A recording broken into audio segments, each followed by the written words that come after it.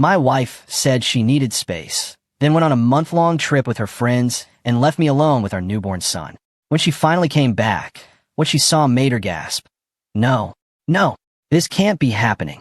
But before I begin, please like and subscribe to the channel. And we'd love to hear which part of the world are you joining us from. Let us know. Now, let's dive into today's story. The rain came down in slow, steady sheets across Tacoma that Tuesday evening. It tapped against the windows like quiet fingers, the kind of rain that fills a house with a sense of being closed in, not noisy but present, the way certain silences are present. Robert Mercer stood near the couch in the living room, his 6-week-old son pressed gently against his chest. Noah smelled like warm milk and talcum powder, and despite everything happening around him, Robert kept one hand flat on the baby's back, moving in slow circles the way he'd taught himself to do over the past few weeks. Jessica was at the other end of the room, pulling clothes from a chair near the window and folding them into a large suitcase laid open across the floor. She moved with a quiet efficiency that caught him off guard. Not frantic, not guilty, just efficient, the way a person looks when the decision has already been made and all that remains is to follow through on it. Robert had seen the signs building over the past week. The way she angled her phone away when a message arrived. The nights of shallow, restless sleep beside him, her body turned toward the wall. The conversations that drifted toward things she needed, air, time, space, words that didn't resolve into anything concrete when he tried to hold them. He'd asked her once, gently, whether something was wrong. She'd said no, that she was fine, and then gone to bed before 9. He hadn't pushed. He'd watched, and he'd waited. He was good at that. He ran a garage. And a garage teaches patience more than almost anything else does. You learn to observe before you act, to listen to the engine before you reach for the wrench. He'd extended the same courtesy to his marriage. Now here they were. I can't do this right now, Jessica said without looking at him. She pressed a folded sweater into the corner of the case. I need space before I lose myself. Robert looked at her steadily. The words weren't entirely new. He'd heard variations of them across the past weeks, scattered through conversations like fragments of something she hadn't wanted him to piece together too soon. You already have a child, he said. His voice stayed even. He kept it that way deliberately. That changes things. She straightened slightly and let out a careful breath through her nose. I didn't say I'm leaving forever. Just a few weeks. I just need to breathe. A few weeks, he repeated. Yes. She reached for her phone on the side table and slid it into her jacket pocket. The motion was practiced, automatic. I'm not abandoning anyone. I just need a minute to find myself again. Robert looked down at Noah. The baby had fallen asleep against his shoulder, head tilted slightly to one side, lips parted in that unconscious ease that newborns have. 6 weeks old. He still had the particular softness of a new baby, the kind that slows people mid-sentence, that pulls adults out of themselves without warning. Robert thought about this tiny person who had arrived, knowing nothing about the arguments and the tension and the quietly unraveling things around him. He thought about what 6 weeks old actually meant. Then go, Robert said quietly. Not softly. There was a difference. Jessica zipped the suitcase. The sound cut across the room. But understand something, he added. Life doesn't pause while you figure yourself out. She didn't answer that. She grabbed the suitcase handle, pulled it upright on its wheels, and walked to the front door. She paused there with her hand on the knob, and Robert thought for a moment she might turn around. Might look at her son at least. Might say something that gave this moment any weight beyond the purely practical.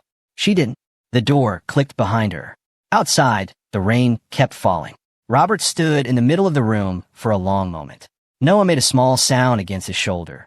Not crying, just the involuntary breath of a baby shifting in deep sleep. Robert adjusted him, resettled his weight, and walked to the window. He watched the headlights of Jessica's car back out of the driveway and disappear down the wet street, red taillights blurring in the rain until they were gone. He'd always known, somewhere below the surface of things, that she wasn't ready for this. He'd known it at the baby shower, when she'd laughed a little too freely about freedom, when the car ride home had been quiet in the wrong way. He'd told himself it was nerves, that it was stress, that the weight of a new thing sometimes pressed down before it lifted. He told himself this would pass. Some things don't pass. Some things are just what they are, and you live with them until you can't. He looked at his son. Something settled in his chest. Not peace exactly, and not surrender either. More like the sensation of standing on solid ground after a long stretch of uncertain footing. Whatever came next, he was still here. Noah was still here. And that was the only thing that actually mattered tonight. The first night alone was worse than he'd expected, and he'd expected it to be bad. Noah screamed from 11 at night until nearly 3 in the morning. Robert moved through every technique he'd learned. The slow rocking, the warm feeding, the measured walk up and down the hallway with the lights dimmed to almost nothing. He changed the diaper twice just to rule it out. He tried running the bathroom shower hot and sitting on the floor with the steam rising because he'd read somewhere that the warmth could help. He hummed a song he half remembered from childhood, something his mother used to sing that he could no longer recall the words to. He tried the white noise app on his phone. He tried the absence of all sound. Nothing worked for a long time. Around 2:30 in the morning, Noah simply wore himself out. He went from a full, ragged cry to a thin whimper to a stuttered exhale, and then his body went slack and heavy on Robert's shoulder, the complete surrender of a baby who has run out of reasons to keep going. Robert lowered himself to the couch with extreme care and sat in the dark with his son against his chest, afraid to shift his weight. He was at the garage by 7 that morning. He ran Mercer Auto on Yakima Avenue, a 5-bay shop he'd built up over 6 years from a 2-bay operation with a second-hand lift and a customer list he could fit on one page. He had 2 full-time mechanics, Denny, who was 52 and had forgotten more about engines than most people ever learned, and Craig, who was 28 and quick with diagnostics. Becca came in 3 days a week to handle the phones and the billing, and she did it well enough that Robert rarely had to think about that side of things. It wasn't a large business, but it was his in the way that things are yours when you've built them with your own hands and your own money and your own sustained attention. He brought Noah in a car seat that first day and sat on the desk in the office off the main floor. Becca looked at the baby and then at Robert and said, "Are you doing okay?" He told her yes. She didn't believe him, but she had the sense not to press it. The days that followed had a brutal rhythm to them. Up before 6. Feed Noah. Get dressed, get Noah dressed. Drive to the garage. Work a full day. Drive home. Feed Noah again. Eat something himself, usually standing over the sink because sitting down felt like a concession he couldn't afford. Bathe Noah. Rock him down. Lie on top of the covers fully clothed. Wake at 2. Feed him again. Back down until 5:30. Repeat. He made mistakes in those first days. He burned 2 bottles because he forgot them on the burner when Noah started crying, and there was only one of him to respond to either emergency. He missed a nap window once and spent 3 hours paying for it that afternoon. He accidentally assembled a bottle without the liner one morning at 4 a.m. and fed Noah 3 full ounces of air before he worked out why the baby wasn't settling. He put a onesie on backwards at 3 in the morning and didn't notice until Becca mentioned it at noon the next day, at which point he'd already been to the pediatrician and 2 customers. But he learned. Every mistake happened once, and then he solved it. He started pre-measuring bottles and lining them up in the fridge so the feeding time shortened. He learned Noah had a precise window, roughly 22 minutes after his last feed, when he would go down almost without effort if the room was dark and quiet. He learned that Noah responded better to the weight of a steady hand on his chest than to rocking, which was counterintuitive and also completely reliable. He learned which cry was hunger and which was gas, and which was just a particular complaint of a baby who needed to be held, not fixed. He was getting better at it. Slowly, sometimes painfully, but consistently. Across the street, in the house the Garcia family had sold 8 months earlier, lived a woman named Marisol Vega. She was a registered nurse at Tacoma General, early 30s, with sharp dark eyes and the composed, unhurried way of moving through the world that nurses develop after years of managing real emergencies, the ability to distinguish between what is actually urgent and what only feels that way. They'd exchanged a few words over the months since she moved in, the kind of brief, friendly exchanges that happen in the mailbox or across a fence, enough to know each other's names and general outlines, but nothing more than that. She noticed things. On the 4th day, she saw Robert standing on his front porch at 7 in the evening, holding Noah in one arm and his phone in the other, wearing the expression of a man trying to search for help while the problem was actively in progress. She watched from her driveway for a moment. Then she walked across the street. "You haven't slept," she said. It was not a question. Robert gave a tired half-smile. "Is it that obvious? Your shirt's inside out." He looked down. It was. She asked if she could come in. He stepped back. She went straight to the kitchen sink and washed her hands without being asked, the automatic practice motion of someone for whom hand-washing is reflex, then dried them on the dish towel and came back to where he was standing near the living room. "May I?" She held her arms out slightly. He handed Noah over. She took him with the ease of someone who had done this hundreds of times, one hand cradling the back of his head, the other supporting him from beneath, and within 30 seconds the full, Ragged crying had dropped to a low, uncertain whimper, and then to intermittent sounds, and then to near silence. "Sit," she told Robert. He sat at the kitchen table and realized he hadn't sat down voluntarily all day. She moved around the kitchen slowly while she held the baby, not speaking, just letting Noah adjust to the change in rhythm. After a few minutes, she settled in the chair across from Robert and asked him to show her how he'd been doing the feedings. He showed her. She watched, and then she talked him through a better angle for the bottle, a more effective burping position, a timing rhythm for the feeds that would reduce the gas that was clearly making Noah uncomfortable between meals. She spoke to him the way a good teacher does, directly, without softening it into condescension, treating him as someone capable of learning rather than someone who had already failed. She didn't stay long that first night. She handed Noah back, told Robert to get some sleep while he could, and left. She came back the next afternoon, and the day after that. She never made it complicated. That was the first thing Robert noticed, and kept noticing. She didn't linger past the point where she was actually useful.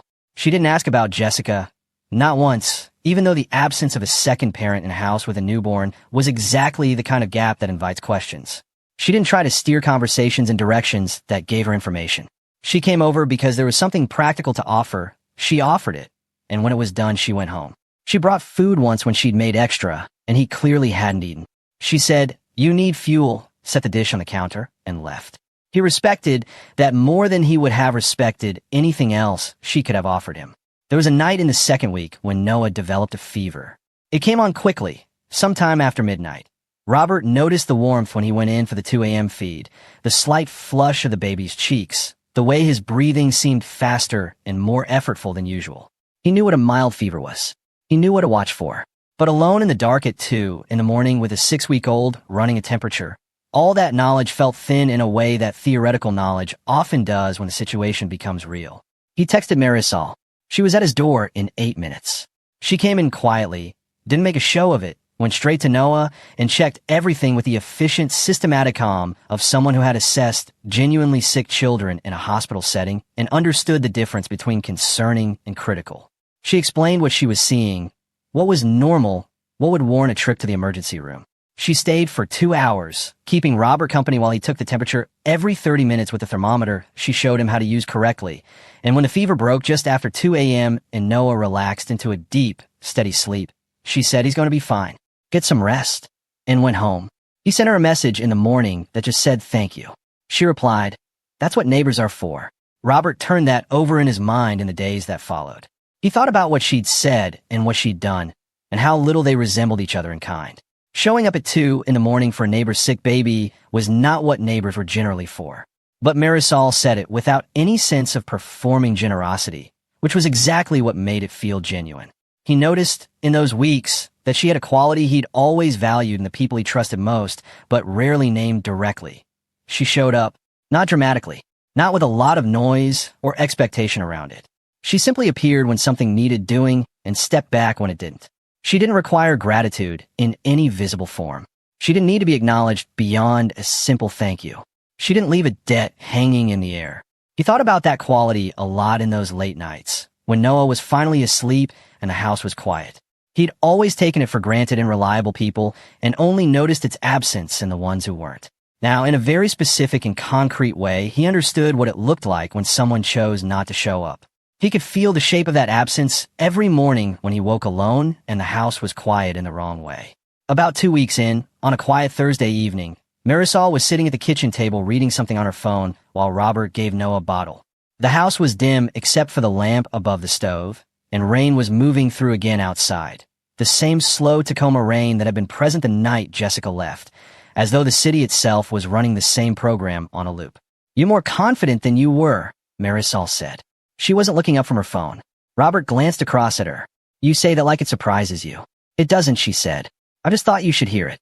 He looked at his son. Noah had developed a habit of staring at Robert's face while he ate, an unblinking, unfocused gaze that was still more sensory impression than recognition, but was gradually becoming something else. Robert could feel it changing day by day.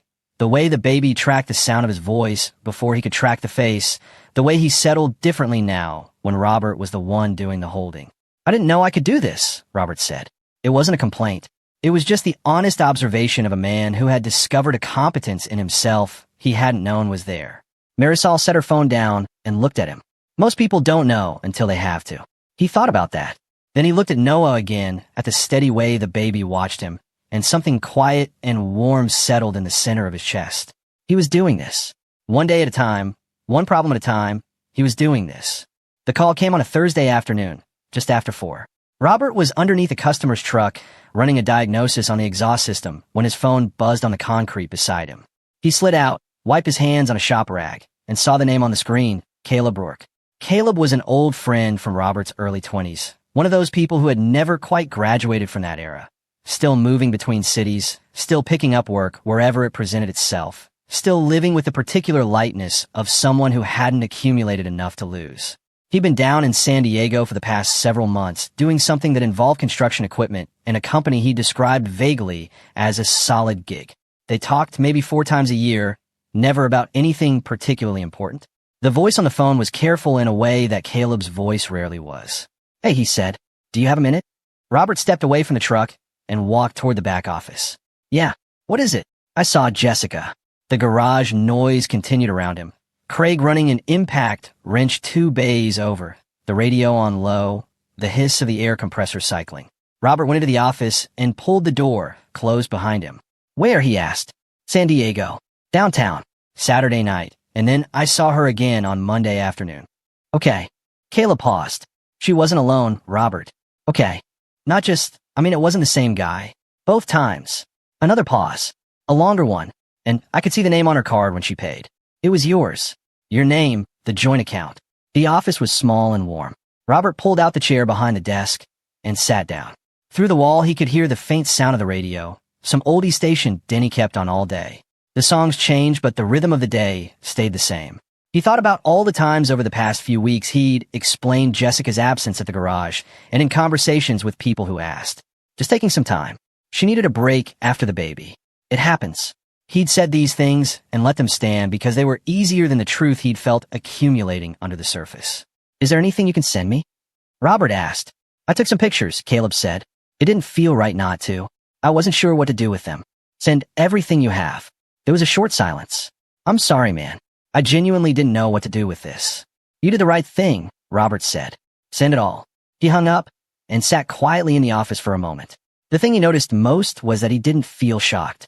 He'd expected to feel something more violent, a rupture of some kind, the sensation of a floor dropping. Instead, there was a strange, almost clinical stillness. The kind that follows not when something breaks you open, but when something you'd already suspected is finally confirmed. Not relief, not grief. Something more like the moment a diagnosis arrives, after a long period of uncertainty. It doesn't feel good, but at least now you know what you're actually dealing with. He sat for 3 minutes. He checked the clock and counted, and then he stood up, walked back out onto the floor, and finished the diagnosis on the exhaust system. The photos arrived 2 hours later.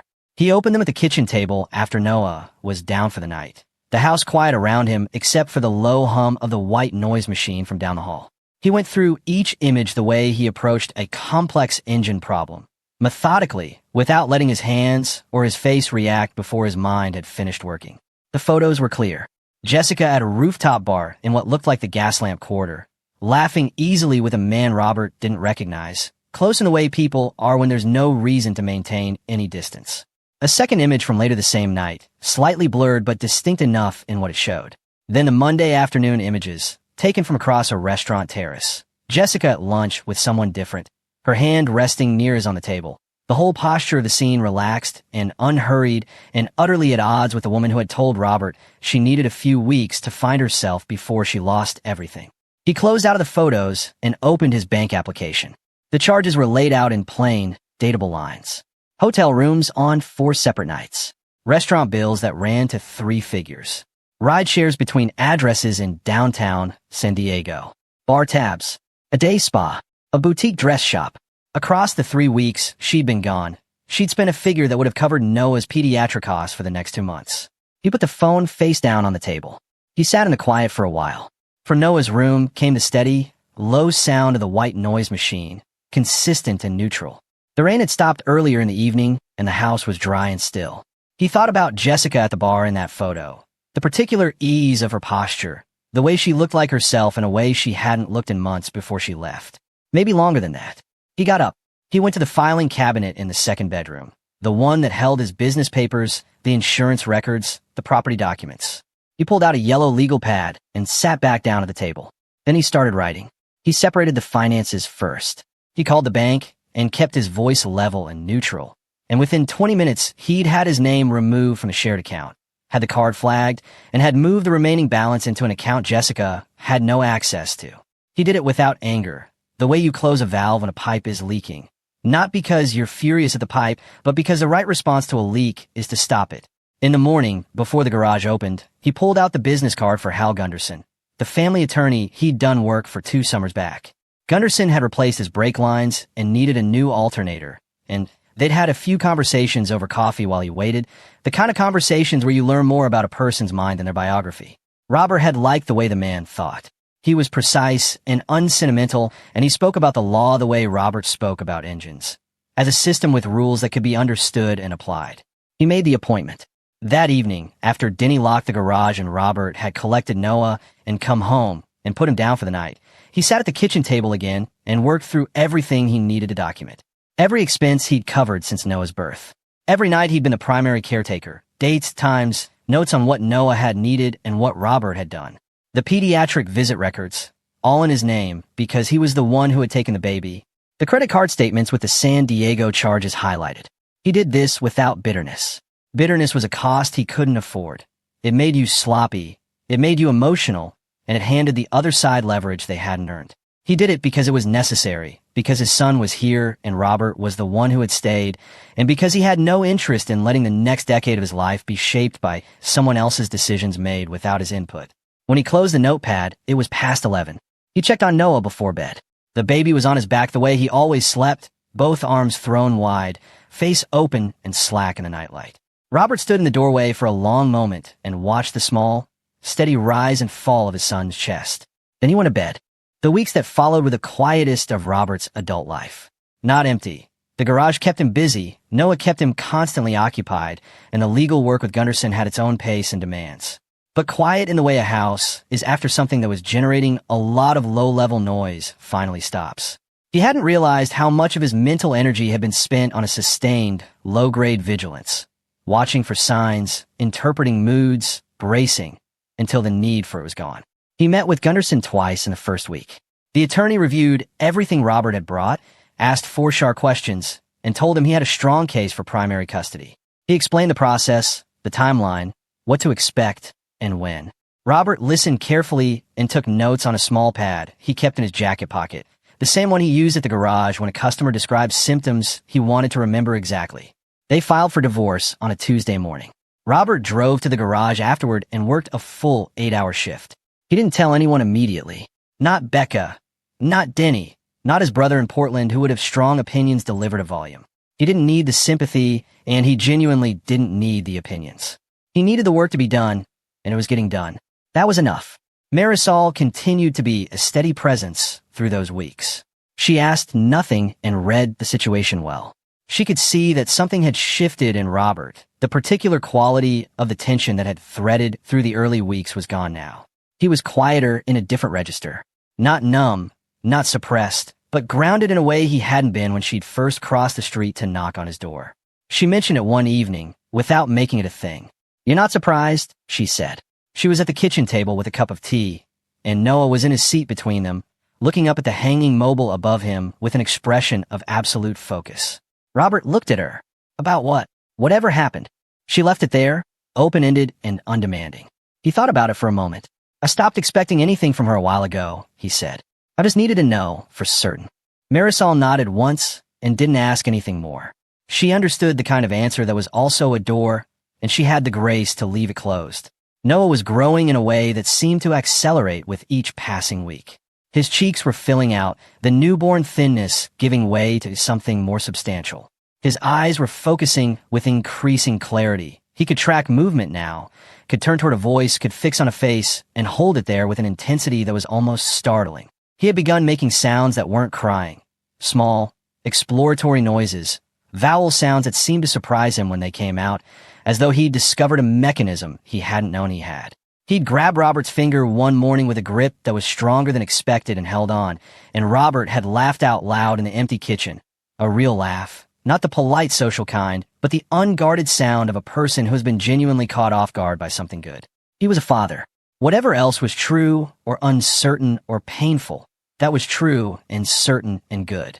One evening near the end of the second month, Marisol was sitting in the armchair in the living room with Noah asleep in her arms.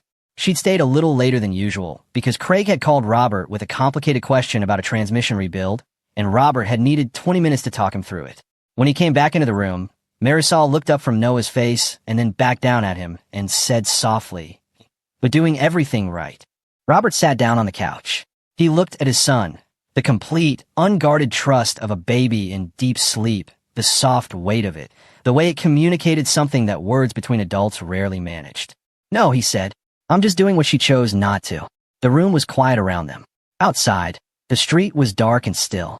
That was the honest truth of it. He hadn't risen to some exceptional standard. He hadn't discovered reserves of heroism he hadn't known he possessed. He'd just been present for the feeding at 3 in the morning and the ear infection in week 4 and the long Sunday afternoon when Noah cried for 3 hours and Robert tried everything he knew and some things he invented and eventually just sat on the bathroom floor and held his son until the crying ran out. He'd been there for all of it. The bar wasn't high. He'd just been the only one willing to step over it.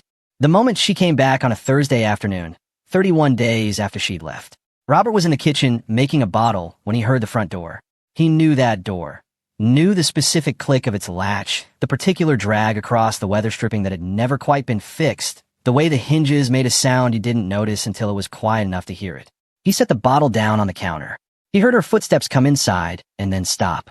He stepped out of the kitchen into the hallway and saw her standing just past the threshold, suitcase beside her, one hand still resting on the handle. She'd come straight in, the way she used to when she lived here, and the door had been unlocked because it was the middle of the afternoon and he rarely locked it then. She looked rested. There was a lightness to her that contrasted sharply with everything about the last few months before she'd left. Her hair had something different done to it, lighter at the ends, deliberate and styled.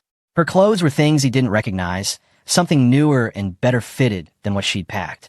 She'd been gone 31 days, and she looked like someone returning from a trip she'd enjoyed. She wasn't looking at him. She was looking at Marisol. Marisol was in the living room, standing near the window with Noah in her arms, rocking him gently in the slow, rhythmic way she'd developed over the weeks. She'd stop by after a morning shift, as she did a few times each week, and she'd stayed for lunch and was still there, comfortable in the quiet of the early afternoon. She had her back partly turned toward the hallway, looking down at Noah, unaware that anything had changed in the room. Then she felt the shift, the way a room's atmosphere changes when something enters it that hasn't been there before, and she turned slowly. The three of them were still for exactly one moment. Then Jessica's voice broke through it. "Who is that?" Robert walked fully into the living room. He was calm. He had been calm for weeks, not in a suppressed or effortful way, but in the way that follows when you've stopped waiting and started doing. There was nothing here that frightened him and nothing here that required explanation beyond what he was willing to offer. "That's Marisol," he said. "She helped when you didn't." Jessica's eyes moved between Marisol and Robert with a rapid, assessing quality. The look of someone trying to construct a story quickly and not finding the pieces where they expected them to be. Her arms had folded across her chest. He recognized the posture. It was what she did when she felt defensive and wanted to look like she felt something else. "You let a stranger take care of my baby?" Her voice had risen on the last word, the emphasis somewhere between disbelief and accusation. Marisol didn't argue. She didn't flinch. She looked at Jessica with an expression that was completely clear, not unkind, not hostile, just direct and unhurried. Then she shifted Noah gently from her shoulder and crossed the room and held him out to Robert. He took his son. Marisol took a quiet step back. "I'm not a stranger," she said. Her voice was even. "I'm someone who showed up." She said it the way she said most things, without performance, without waiting to see how it landed. She stated it the way a nurse states a blood pressure reading, plainly, because it was accurate, but it landed anyway. Robert watched it move across Jessica's face, the small, involuntary tightening around the jaw, the slight widening of the eyes that comes not from pain exactly, but from the sensation of something true connecting with something you've been working not to see. Jessica moved into the room slowly, in the way someone moves when they're trying to recover their footing. She looked around as though taking inventory. The room was different. Robert had reorganized things over the weeks she was gone. Not out of spite, but because he lived here and the house needed to function around a newborn. The decorative wall hanging she'd bought at the weekend market had come down when he needed that wall for Noah's feeding chart and the pediatric notes he wanted visible. The shelf near the window that she'd used for small displayed objects had been cleared to make room for supplies. The entry table with its little bowl of her personal items, spare lip balm, loose change, a keyring she never used, had been reorganized, its contents boxed up, and moved to the second bedroom. Her presence in the room's arrangement was just not there anymore. She moved down the hallway. Robert heard the bedroom door open. He heard her footsteps stop. He'd move his things to the center of the closet, not as a statement, purely practically, the way a person does when they have an entire wardrobe to work with and no particular reason to keep half of it unused. Her clothes, still on their hangers, were in the second bedroom with the rest of the boxed items. He hadn't thrown anything away. He'd simply reorganized around the reality that only one person was living here. She came back out into the hallway and stood at the entrance to the living room. Her face had changed. "No," she said quietly, as though she were telling herself something. She walked further into the room, looking at the walls, at the corner where she used to keep a reading chair that Robert had moved to make room for the playmat. "No, this can't be happening." Robert held Noah against his shoulder. He met her eyes. "It already happened," he said. She stepped toward him. Her voice was edged now with something that moved between panic and anger, as though she couldn't decide which to commit to. "You replaced me?" Robert shook his head. "No, you removed yourself." She stared at him for a moment. Then the familiar pivot arrived. He'd seen it in smaller conflict before, the shift to a different angle when the current one stopped working. Her expression changed slightly, went more careful, and her voice dropped in volume. "I made mistakes," she said. "I know that. I'm not saying I handled everything right, but I'm still his mother." "Yes," Robert said, "and I'm the one who stayed." She took a breath. "I just needed some time. I was struggling, Robert. You don't know what I was going through." "You're right that I don't know everything you were going through," he said, "but I know what you were doing, and I know what it cost." She started to say something, and he cut through it, not loudly, but with a finality that closed the door on that angle. "I know about San Diego," he said. The room went quiet. Not the comfortable quiet of a settled house, but the sudden, charged stillness of a space from which all other noise has been pulled out at once. Even Noah was still against Robert's shoulder, as though he could feel the change in the air. "I know about the men," Robert continued. "I know how many nights you were out and what the bills looked like when they came through. I know what you spent and where and on what while I was working 12-hour days and sleeping in blocks of 3 hours with a newborn at home." Jessica's face had gone pale. Her mouth opened and then closed. She looked, for the first time since she'd walked through that door, genuinely uncertain of what came next. "Ow," she said finally. "You went through my private. You left your accounts open," he said, "and you weren't careful about who saw you." Silence moved through the room again. She tried once more, and he gave her credit for the effort, even if he had no intention of rewarding it. "What I did in San Diego has nothing to do with Noah. I'm his mother.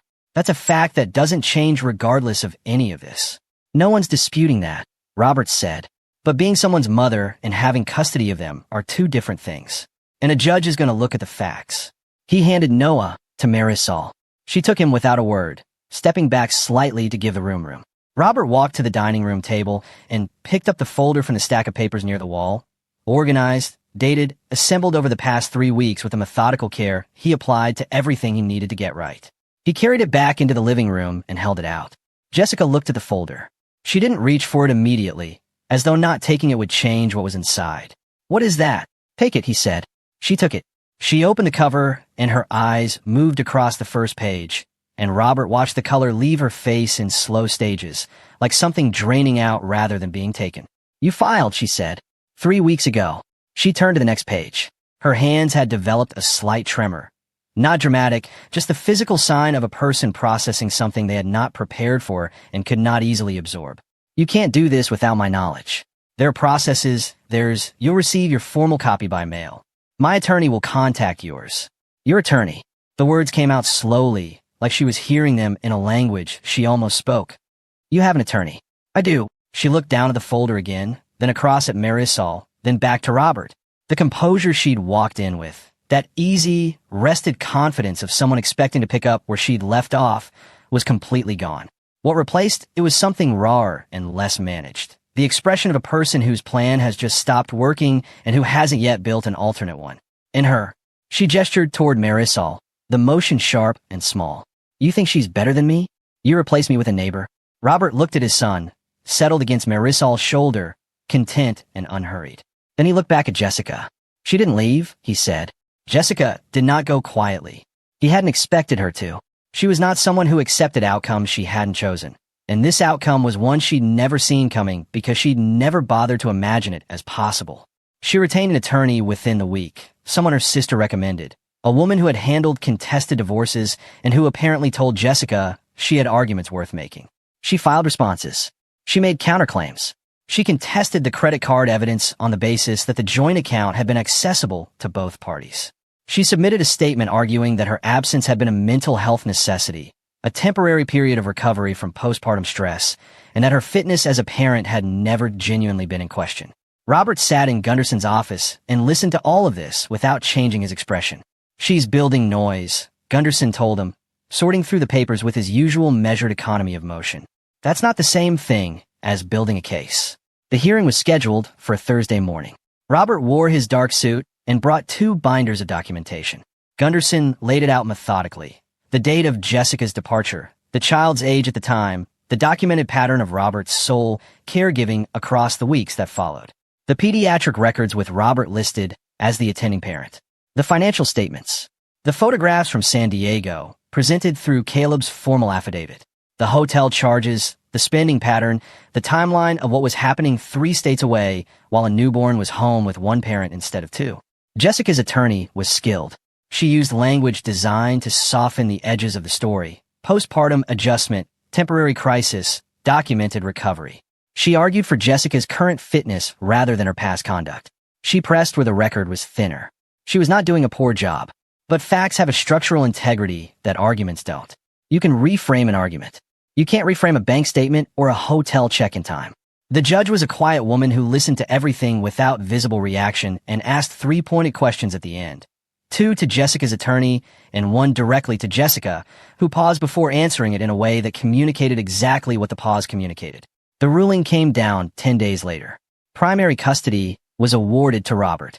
Jessica was granted visitation every other weekend and 1 weekday evening, with a supervised period during the initial months while a schedule was established. No alimony was awarded. Jessica was ordered to repay a portion of the misused funds, calculated from the documentation Robert had assembled. Robert read the ruling at the kitchen table with Noah in the bouncy seat beside him, kicking at the mobile above it with focused and energetic attention. He read every word carefully, all the way to the signature at the bottom, the way he read a completed repair order before he handed it to a customer. Then he set it down. He didn't feel triumphant. He felt something closer to the particular relief that comes after a long stretch of sustained effort finally produces the result it was aimed at. The outcome was not surprising. The facts had pointed here from the beginning, but there was still something in the confirmation of it that settled something in him. Jessica had left 2 voicemails after receiving her copy of the judgment. He listened to both completely, without skipping. They were variations on the same theme. This wasn't over. She would appeal. He had turned everything against her. Her voice in the messages had an exhausted quality that he found more honest than anything she'd said in person. He didn't call her back. He deleted the messages and made dinner. She didn't appeal. He'd expected she might sustain the fight longer. But fighting cost things that people who expected to win without effort often found harder to spend than they'd imagined. She'd assumed the courts would default to her. She'd assumed that Robert, as the father, would carry less weight than he did. She'd assumed the story she wanted to tell would be more durable than the record Robert had quietly been building. She'd been wrong about all of it. Robert understood that some version of this situation would go on for years. 2 parents, 1 child.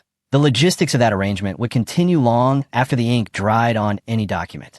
There would be exchanges and scheduling conflicts, and, eventually, a conversation he'd need to figure out how to have with Noah when Noah was old enough to start asking the questions that children always eventually ask. He was not pretending those things would be easy. He was not under any illusion that it ended here. But right now, tonight, his son was in his bouncy seat, kicking happily at a mobile in a stable house with a father who had been present every single day. That was enough. It was a Friday evening in early December when Jessica came back to the street. Robert saw her from the kitchen window. He wasn't looking for her. He'd stopped doing that weeks ago, had stopped tracking the sound of cars on the street or the movement at the periphery of his attention. He was at the sink rinsing bottles And when he glanced up, he saw the headlights of an unfamiliar car moving slowly down the block and coming to a stop at the curb across from the house. He could see her through the windshield. She was sitting still, the interior lit by the soft glow of the dashboard, looking at the house with an expression he couldn't read from this distance, but could feel somehow, the way you can feel when someone's attention is directed at you even when you can't see their face. He didn't go to the door. He didn't move away from the window, either. He finished rinsing the bottles and set them in the drying rack and dried his hands on the towel hanging from the oven handle. Behind him, Noah was in his bouncy seat at the kitchen table, making sounds. He was almost 3 months old now, and the sounds had evolved from the early wordless noises into something that suggested intention. Consonants that almost resolved into syllables, exploratory variations in pitch, the private experiment of a person discovering that his voice could do different things. Robert could spend 20 minutes just listening to it. Noah's features had sharpened slightly over the past weeks. The soft, unfocused roundness of a newborn stage was giving way to something more particular, more itself. A face that was becoming specific in a way that made Robert look at him each morning with a feeling of slightly stunned recognition. He didn't look like Robert exactly, and he didn't look like Jessica exactly, but he looked like himself in a way that was becoming more distinct every day. Robert watched for it. He kept watching for it. Marisol was at the kitchen table with a hospital chart she was reviewing before an early shift the next morning. She had a cup of tea beside her and her reading glasses on and the comfortable, unself-conscious ease of someone who feels genuinely at home in a place. She'd been coming over 3 or 4 evenings a week now. Not just to help with Noah, though she still did that when it was needed, but because somewhere in the accumulated weeks of shared meals and quiet evenings and conversation that moved easily between topics, she had become a real presence in his life. Not a symbol of anything, not a statement about anything, just someone whose company he valued and who seemed to value his. She hadn't pushed the shape of what they were into any particular category. Neither had he. There was a kind of honesty in letting something be what it actually was rather than what you decided in advance it should be. He didn't say anything about the car outside. Marisol had her back to the window and didn't see it. Noah hadn't noticed anything beyond the fascinating business of making sounds with his own mouth. Outside, Jessica sat in the car for a long time. She could see through the kitchen window. The warm amber light, the ordinary domestic arrangement of the room. Robert near the sink, the lamp on the table, the baby in the bouncy seat. She could see Marisol's profile, the relaxed angle of her shoulders, the small smile she was making at something on the chart. She could see Noah's movement, the happy, energetic kicks. She had come back the first time expecting to find a man who was struggling and waiting. A man who had missed her in visible ways, who had found a month harder than he'd let on when she'd walked through the door, who would ultimately accept the shape of things returning to something like before because that was easier than confronting what she'd done. She'd been wrong about that, and she knew it now. She still wasn't entirely sure why she was here on this street at this hour, what she'd hoped to see or to feel. Maybe something like proof. Some evidence that her absence had left a weight in that house proportional to the weight she'd placed on it in her own accounting. Some sign that Robert still moved around the space of her absence the way you move around a piece of furniture after it's been removed, carefully still mapping the space where the thing used to be. There was no such sign. The house wasn't organized around her absence. It wasn't grieving her. It had just continued, the way things continue when someone chooses to leave and someone else chooses to stay. She whispered something to herself in the dark of the car. She said something like, "This can't be real." But it was entirely real. And the realness of it wasn't cruel so much as it was complete. The gap she'd left had been filled. Not with a replacement, not with a deliberate rebuke, but with the simple accumulation of days lived by a person who had decided to be present and had become, in that decision, exactly who his son needed. Inside, Robert dried his hands a second time and crossed the table and picked up Noah, who made a sound of mild surprise and then settled immediately. The particular settling of a baby who knows the hands that are holding him, who has built his sense of safety around a specific presence. He sat down across from Marisol. She glanced up from her chart and looked at Noah, and then at Robert, and gave a small, quiet smile. Not a large or performed smile, but the smile of someone who is simply in the right place. Robert felt the warmth of the kitchen around him, the soft noise Noah was making, the ordinary, solid reality of the room. He didn't look at the window. He didn't need to. Outside, eventually headlights came on. The car pulled slowly away from the curb. The street was empty again. Inside, the kitchen was warm. The baby was awake and watching his father's face with the careful, devoted attention of someone who has already decided, without needing language for it, that this is the person he trusts most in the world. The lamp cast soft light across the table. The night moved on, because the truth was simple, and it required no defense and no further explanation. She had left. Someone else had stayed, and that had made all the difference.